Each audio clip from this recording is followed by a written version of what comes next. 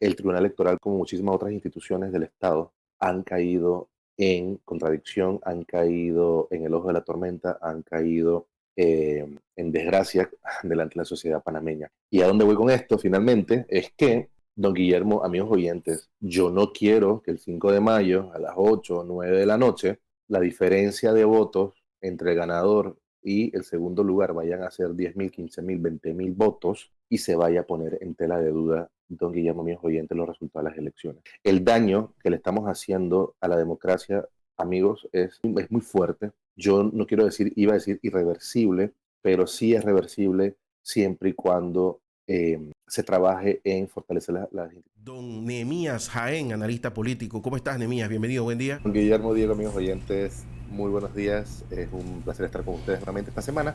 Faltan 13 días para las elecciones. Me encuentro muy bien porque estoy en el calorcito panameño.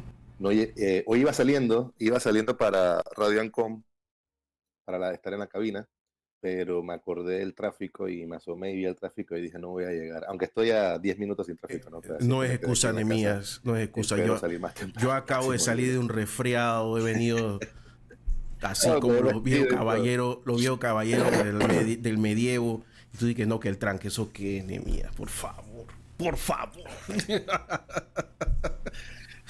Nehemías Sí, Jaén con es que nosotros. acuérdense que cuando estoy por acá en diciembre, enero y febrero, me malacostumbra que no hay clases, ¿no? Me acostumbra que no hay clases No, y la bueno, verdad yo que pienso que sigue igual el tiempo, ¿no? Pero no, llegar a vamos Radio a... Ancon, si no lo sabes hacer en la mañana es complicado porque yo uso un shortcut, así muy de los amigos taxistas, y llego bastante rápido. Pero si a mí me diera por dar la vuelta como Dios manda, por la Vía España, la Aquilino de la Guardia y seguir por la calle 50, aquí me toma media hora.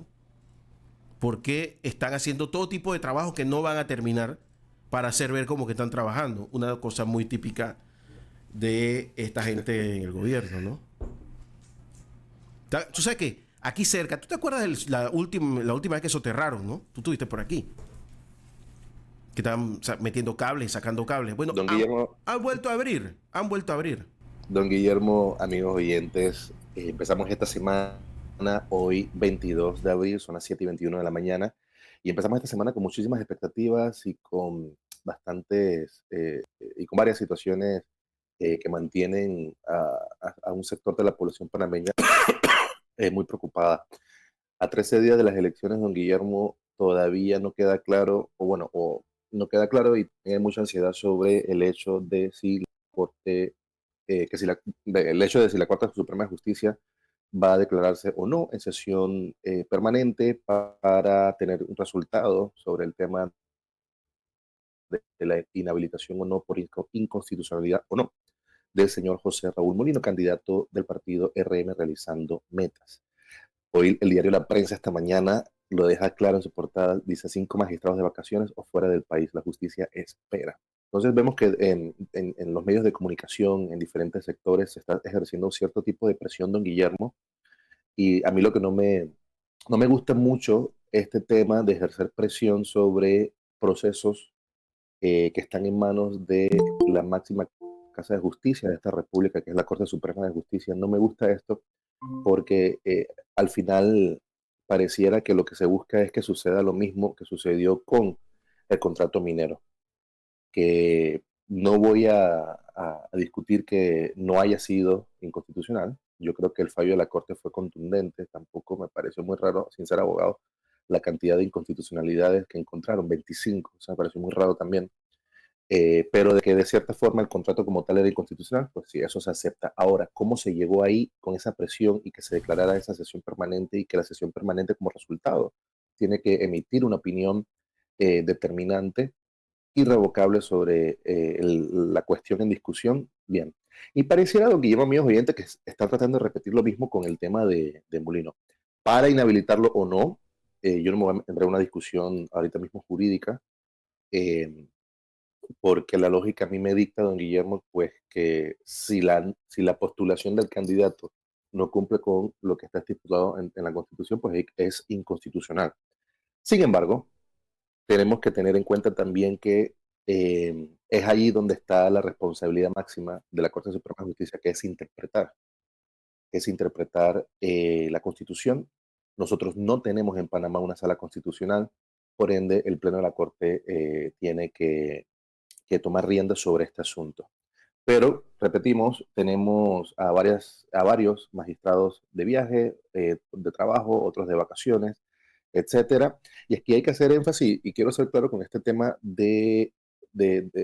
sobre este hecho de que magistrados principales estén de viaje. Don Guillermo, amigos oyentes, tengan claro que cada magistrado tiene un suplente.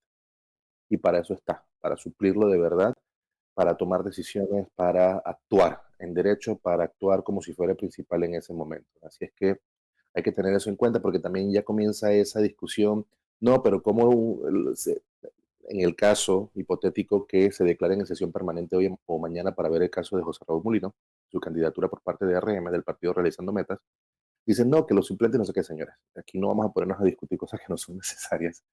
Los suplentes tienen toda la disposición, capacidad, obligación, responsabilidad que le otorga la ley y la Constitución para reemplazar a los magistrados principales y actuar como tal, actuar como principales y proceder.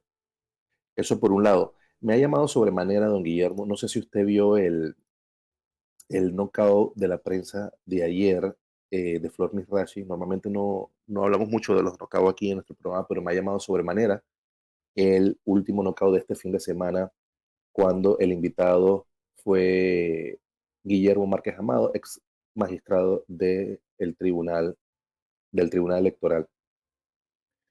La verdad que, bueno, felicito a Flor Misrachi que no hubo chabacanería, rambulería en en este knockout de domingo 21 de abril, y finalmente vemos cosas, temas y personas capaces, elegantes, con reputación y demás. Aquí llama mucho la atención, hay que tener mucho cuidado que no ha leído esta columna de Flor Misrachi del domingo, tiene la obligación de hacerla. Don Guillermo Márquez Amado fue contundente en caracterizar, en describir cuáles son las condiciones actuales del Tribunal Electoral, don Guillermo. No solamente de la institución como tal, sino de los magistrados que allí se encuentran.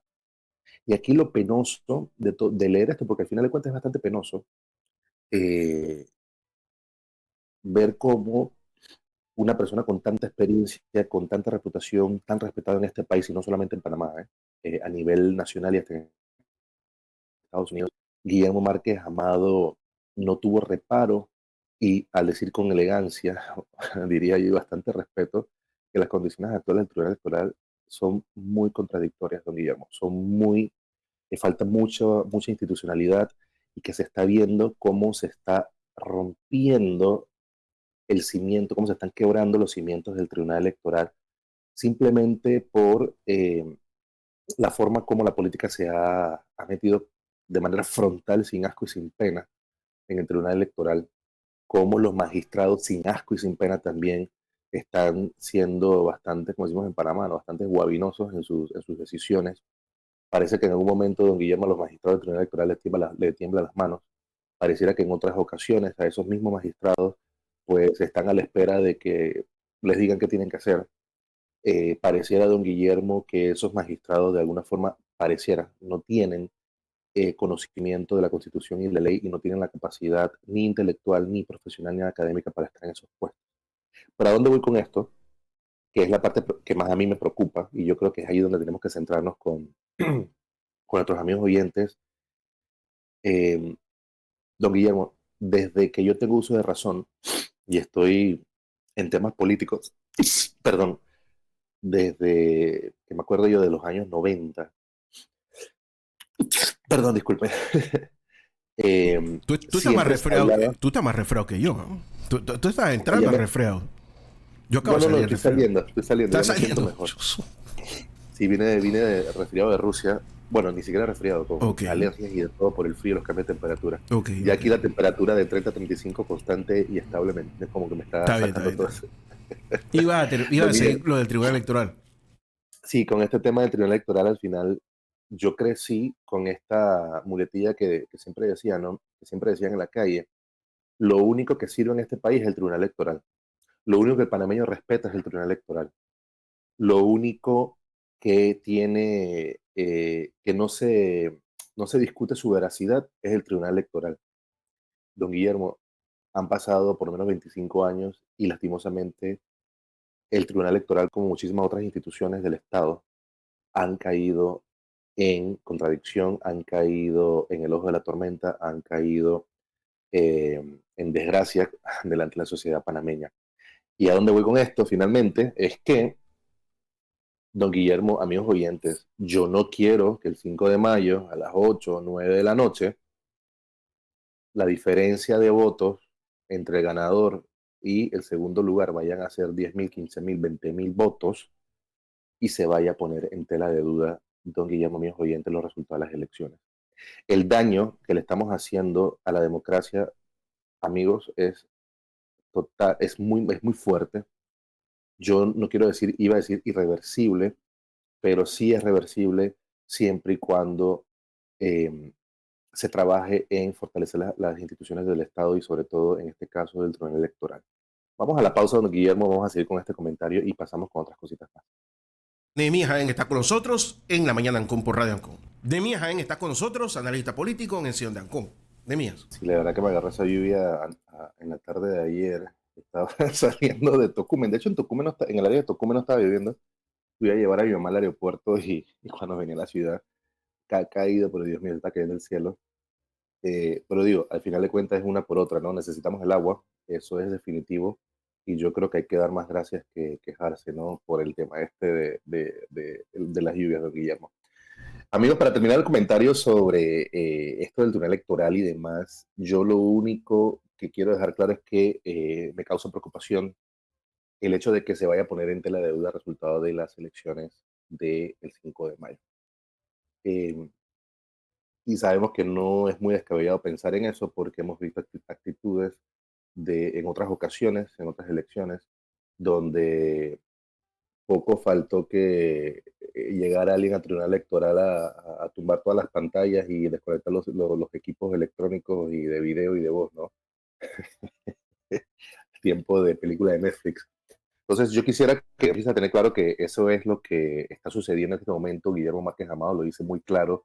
Yo creo que lo dice con toda la responsabilidad que tiene que asimilar un ex magistrado frente a la situación que está afrontando nuestro país de cara a las elecciones del 5 de mayo. La semana pasada, don Guillermo, ya se me estaba hasta olvidando que la semana pasada hubo debate. Fue el 18, si no me equivoco, ¿verdad, don Guillermo? El 18, ¿sí? Uh -huh. La semana, yo llegué el martes, y eso fue el jueves, si no me equivoco. El debate no, fue el miércoles, don Guillermo, 17. Yo llegué el 16 en la noche a Panamá, el debate fue el miércoles 17, y la verdad que, eh, don Guillermo, yo me sigo preguntando, la verdad, quiénes, lo tengo que decir, quiénes están asesorando a José Gabriel Carrizo en su campaña presidencial. Y eso lo tengo que decir, y me produce tanta risa porque es que no sé si nadie le ha dicho, uno, que él no es Ricardo Martinelli, dos, que mucho menos tiene el carisma de Ricardo Martinelli, ni siquiera se parece. Eh, y tratar de llegarle al pueblo armenio con ese estilo y demás, hay que entender, don Guillermo, que hay gente que nace con estilo y otros pues no nacen con él. Otros tienen que pues pulirlo, hacerlo y desarrollarlo, ¿no?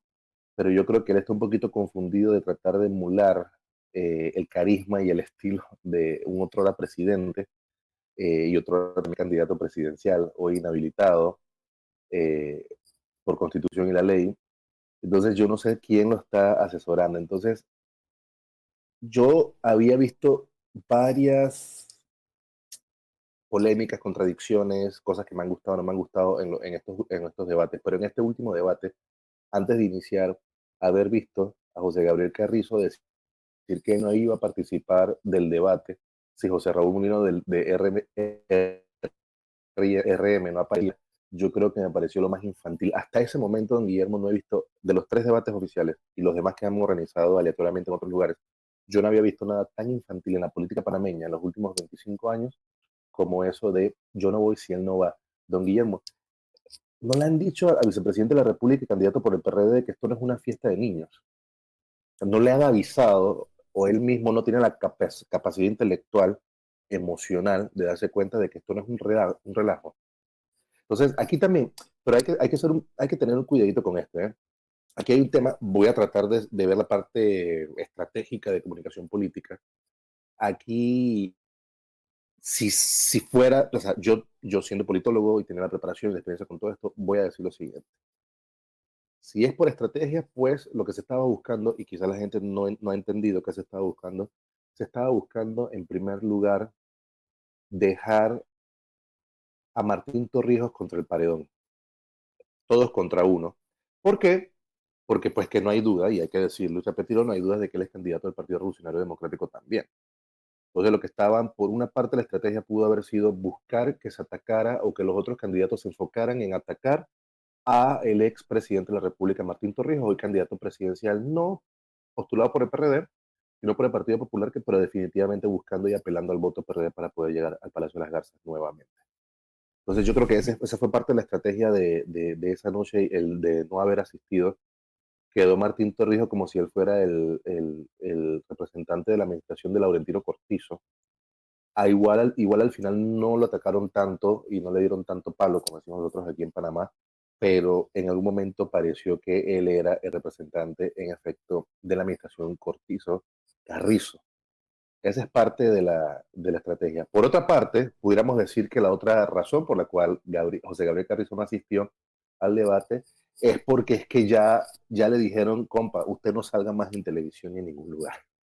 Faltan 20 días para las elecciones y lo mejor es que se quede quietecito, tranquilito. En este caso, la semana pasada fue en Parrillada Jimmy, ahí a un paso del centro de convenciones Atlapa, y yo creo que fue parte de la estrategia, don Guillermo, la verdad. Fue que la segunda parte de la estrategia es cállenlo, que se quede tranquilito, pero al final cometieron un error también. Ahí están los errores también de los candidatos, o sea, están mal asesorados, las estrategias, le ponen estrategias locas y tercero no las saben ejecutar. Él no fue al debate, se quedó allí en Parrillada Jimmy, don Guillermo, pero todos los medios, le abrieron las puertas a todos los medios para que fueran a entrevistarlo. Don Guillermo, usted vio lo mal que le salieron todas esas entrevistas, cómo estaba el oso, parecía, no sé, como niño regañado. O sea, hay que tener cuidado con eso.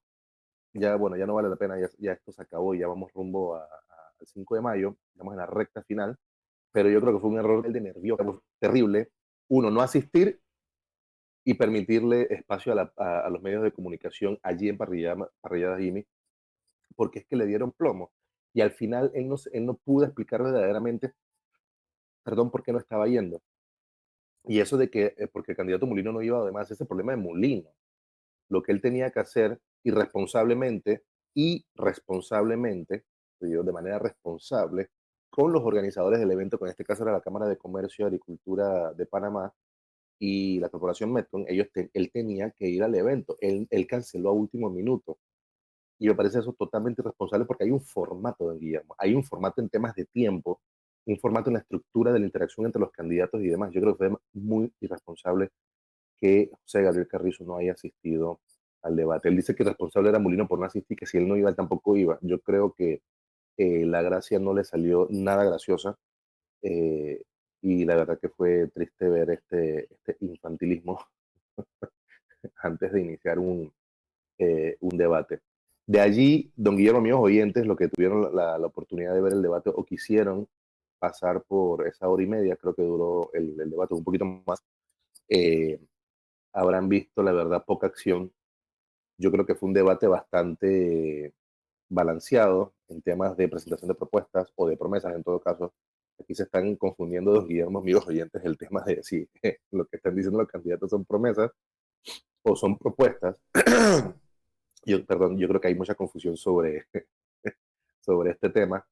Eh, por allí vi que un candidato antes decía que los 500.000 empleos de uno era una exageración, pero ahora salió en todos los medios de comunicación pagos, como se dice, en los paywall pagos en medios de comunicación digitales y demás, y entonces está hablando de 350.000 empleos. Entonces, ya también nos damos cuenta, don Guillermo, que ahí se comienza a dar esa, en la recta final de frente a unas elecciones, don Guillermo, lo que se ve es que los candidatos básicamente ponen todas las opciones más viables, que en este caso son tres, y las ponen sobre la mesa y entonces se hace una sala de guerra básicamente. Yo no sé si aquí hacen eso, no sé si tengan la formación de hacer eso aquí, pero normalmente se hace una sala de guerra, los especialistas y el círculo cero de las campañas se reúnen durante varias horas, como si fuera una sesión permanente de la corte, se reúnen y se mantienen permanentemente durante varias horas haciendo una discusión muy particular sobre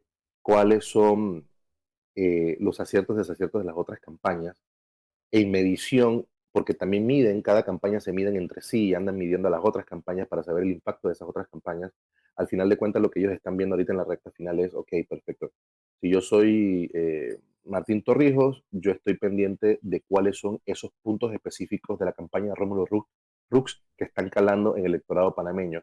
No es de sorprender, don Guillermo, no es de sorprender que a 13 días de las elecciones, Martín Torrijos ahorita mismo está hablando de 350.000 empleos cuando Rómulo Rux habla de 500.000. Pero es que hace poco, hace algunas semanas, hasta hace muy poco, Martín Torrijos pensaba que eso era descabellado y exagerado que Rómulo Rux estuviera prometiendo 500.000 empleos.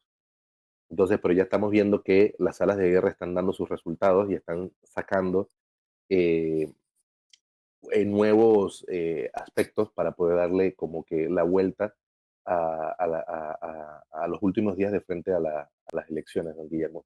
Por eso que mucha gente se preguntará, pero 350, 500.000, no hay gran diferencia entre tantos. Sí. Lo que está pasando aquí, que muchas campañas lo que van a hacer ahora es tratar de equipararse o igualarse a esos temas, a esas promesas o propuestas. Repito, no es lo mismo prometer que proponer a ese nivel, perdón, para poder entonces tomar o robarse ciertos votos que no es que estén por temas político ideológico votando por X o Y candidatos, sino que simplemente por esa propuesta en particular de empleo o esa propuesta de, qué sé yo, de Martín Torrijos habla de la primera chamba, etcétera, etcétera. Entonces puedan traer votos y comenzar a cruzar un par de votos para poder entonces salir airados. Aquí lo que sucede, repito, es que como quien gane va a ganar con tan pocos votos de diferencia con el segundo, yo creo que aquí está el rejuego claro de que están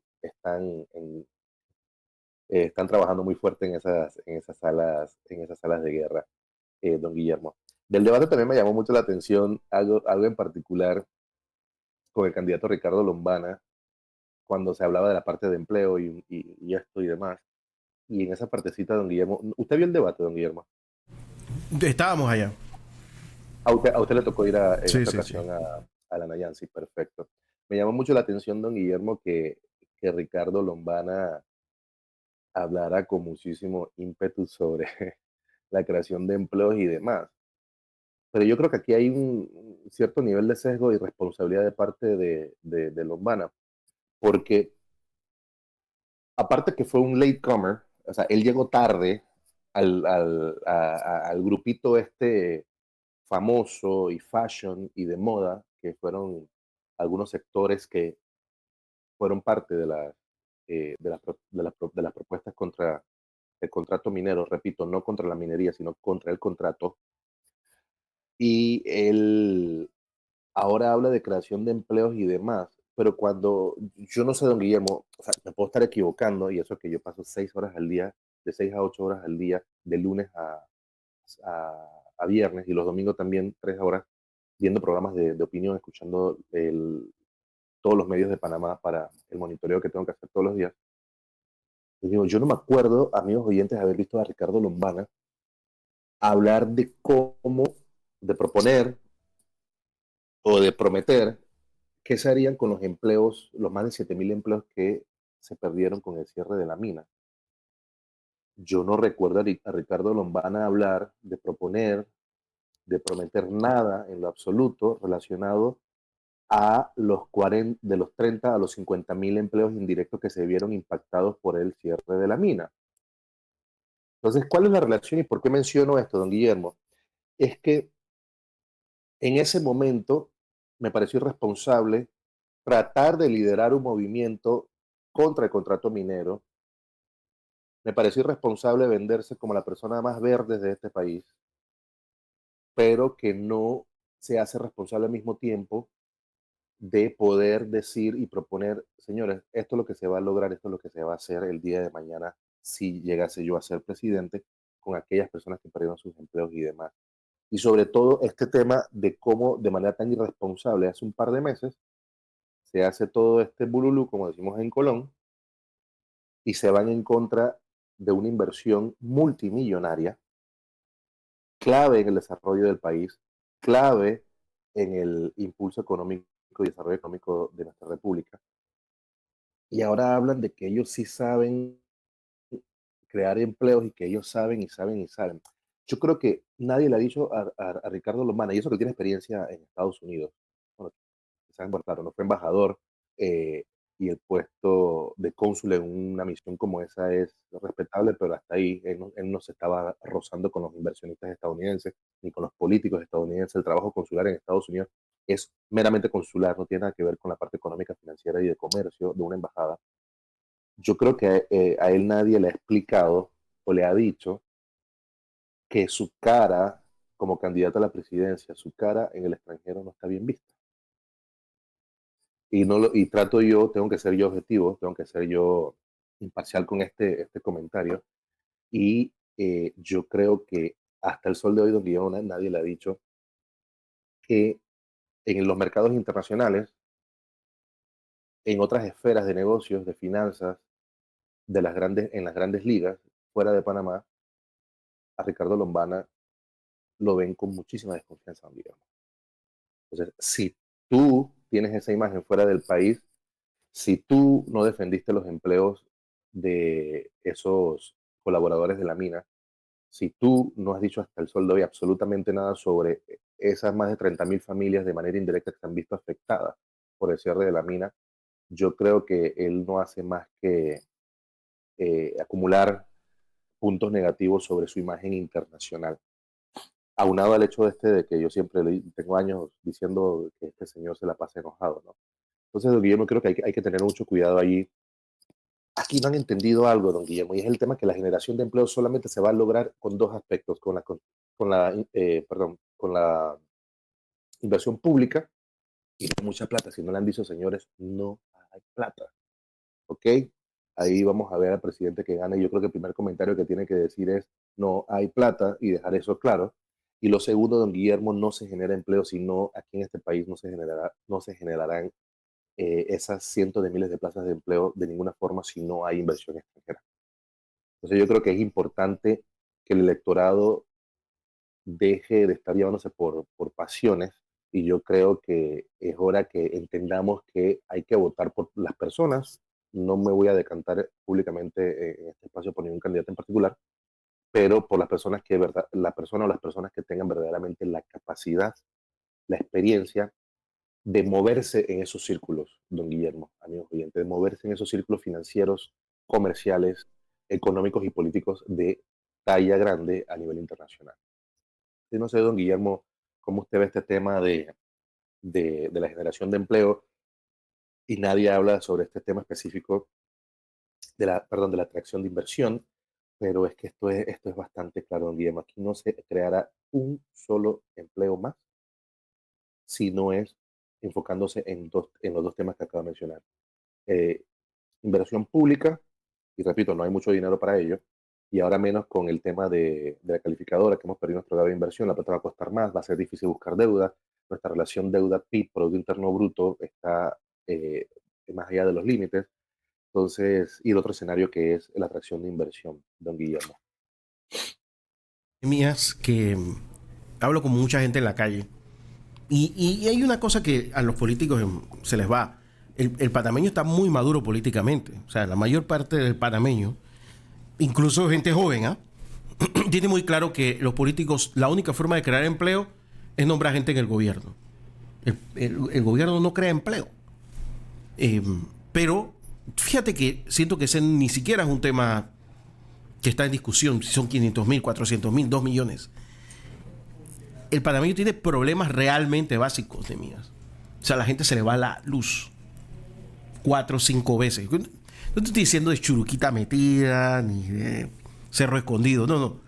Estoy hablando aquí, en el corregimiento Aroceme, en Guadalupe.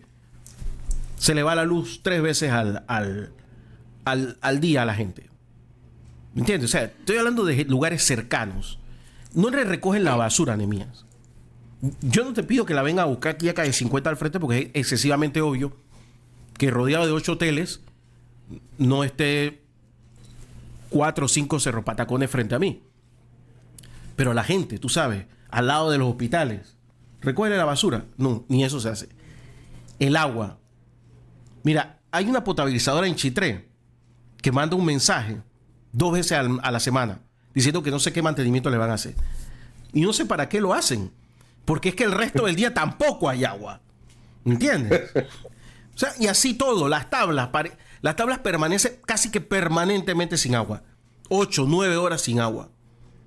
Y así hay un montón de lugares. Y ni hablar de la infraestructura. Toda la ciudad de David, toda la ciudad de Santiago, la entrada de Colón. No, para no hablar de Colón, que la pobre ciudad está vuelta a leña.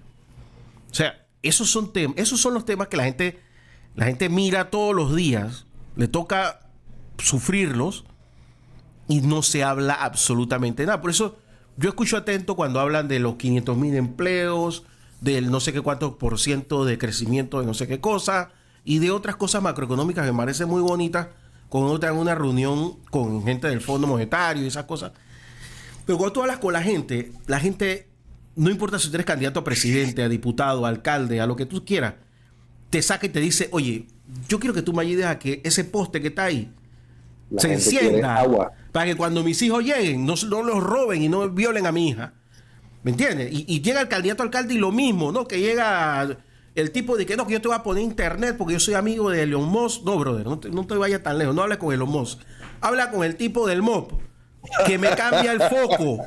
Eso es todo lo que yo quiero. Después tú hablas con Elon Musk si tú quieres, pero cámbiame el foco. No que tengo el tanque séptico vuelto leña. No, mira, lo que pasa es que nosotros vamos a hacer un tren bala que... No, brother, antes de tirar el tren bala por donde tú quieras, el tanque séptico. El tanque séptico. Y eso es con todos, Nemí. O sea, yo no sé cómo explicarle a la gente. Pero don Guillermo, es que ahí está, no, pero es que ahí está también, y Mira, aquí lo digo, y lo tengo que perdón, Nemí, mencionar de perdón. manera directa, ahí está el tema. Hace un rato yo veía a Martín Torrijos en televisión. Yo no sé qué están hablando en televisión, qué están hablando en radio. Yo no he entrevistado a candidatos. Porque ¿sabes qué es lo que pasa en Panamá? La mayor parte de las veces que un periodista quiere entrevistar al candidato es para tener el número de teléfono del tipo por si gana, para ver si lo nombran. Esa es la verdad. Y si a alguien le molesta, lo lamento mucho. O para que lo vea, para estar nombrado. Yo, como no tengo ese problema, no los entrevisto, porque no aportan absolutamente nada. Si me dicen cómo van a resolver primero los problemas básicos del país, hablamos. Pero es que tienes que resolver los problemas básicos del país. El otro quiere treparse al techo de la gente a ponerle unos paneles solares. Ponle luz, ponle electricidad. Que no se le vaya. Después ponle pared solar, no sé, energía del mar. Ojo, don Guillermo, está usted mencionando el tema este y a mí se me había olvidado porque hay cosas estúpidas e idiotas en lo cotidiano que yo prefiero olvidar, don Guillermo. Y bueno, y al final de cuentas soy humano, de verdad es que no olvido, sino que pongo las cosas irrelevantes en mi vida profesional y personal, las pongo a un lado. Don Guillermo, por mi madre, que cuando yo escuché eso, yo escuché el primer reel en Instagram y decía, y porque van a pagar $5, yo hice siguiente. Ya por supuesto, por obligación tuve que meterme y escuchar completamente la propuesta de, en este caso, Pelombana, por el tema de los paneles y demás. Don Guillermo, o él de verdad está desesperado, o él no, o él reconoce que no ha impactado, o él reconoce que no tiene más de esos, ni siquiera esos 360,000 votos que sacó en la ocasión anterior donde quedó de tercer lugar. Pero a mí esa propuesta de los $5 es totalmente estúpida, lo diría yo de esa forma, irresponsable, y como dijo José Isabel Blandón en un programa, creo que fue en el noticiero de Telemetro o en Cuarto Poder también de la corporación Metcom, y lo resumo bien fácil, y porque es que hay que decir, y hay que transmitirle esto al pueblo. Decía el licenciado Blandón, candidato a vicepresidente en la nómina C de panameñismo, y decía, ¿cómo le vas a proponer, Ricardo Lombana, cómo le vas a proponer al pueblo panameño hablarle de $5 y demás, eliminando el subsidio que impacta más de 1 millón de familias panameñas, eliminar eso, crear otros 150 millones de dólares para comprar paneles solares, para montar paneles solares, meter paneles solares encima de todos los techos de Panamá, donde el impacto por esa nueva política va a ser solamente sobre 50.000 familias. ¿Qué hacemos con las otras 950.000 familias? Y ahora que me acuerdo, ya me estoy despertando, ahora sí ya estoy como con más ganas en los últimos minutos del programa, porque esto parece una comedia. Me acuerdo que en el debate de don Guillermo Diego, viejo oyente, de la semana pasada, Ricardo Lombana decía que ahí va a estar la generación de empleo, que todo viene casado con los paneles solares, porque va a tener que, muchos panameños van a tener que entrenarse en el tema este de instalación y conocimiento sobre los temas de paneles solares y demás. ¿Cuántos empleos, señor Lombana, usted pretende que usted va a crear eh, instruyendo, capacitando técnicos en paneles solares para poder hacer o llevar a cabo esta política sacada, pero es que del peor libro de política y de campaña presidencial en la historia de este país? Sea más Mira, serio, por favor. ahora viene un especialista en temas de energía, una de las personas más inteligentes con las que yo he trabajado, soy compañero mío. Pregúntale si esa política es, por ningún lado han podido comprobar eso. Ahora bien, un verdadero profesional del tema. Y te digo una cosa, todo este tema de la energía y de la forma son antiguos, no viejos, son antiguos. Cuando yo trabajaba en Unisys, nosotros vendíamos paneles solares. Estoy hablando de final de los años 90, ¿me entiendes? 97, 98. Llegaban los señores de la finca a comprar paneles solares que costaban, no me acuerdo, costaban $2.500 cada segmento en esa época. Estamos hablando de hace más de 22 años. O sea, no estamos hablando de una tecnología revolucionaria. Hay una razón por la cual Panamá no está lleno de esa tecnología.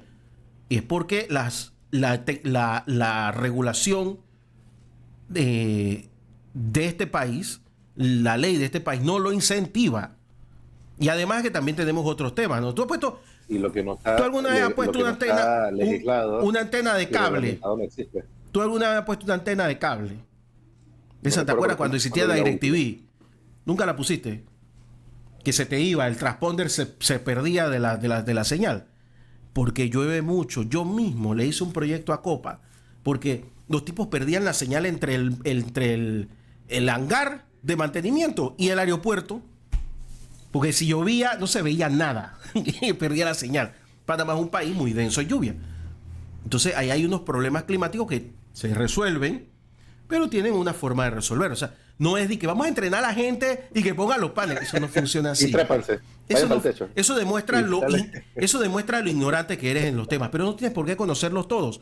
Asesórate de gente buena que sepa y ponlos a ellos de voceros a hablar para que uno pueda escuchar una voz autorizada que proponga. Pero si lo dices tú, que eres una persona especialista en otra cosa, queda mal.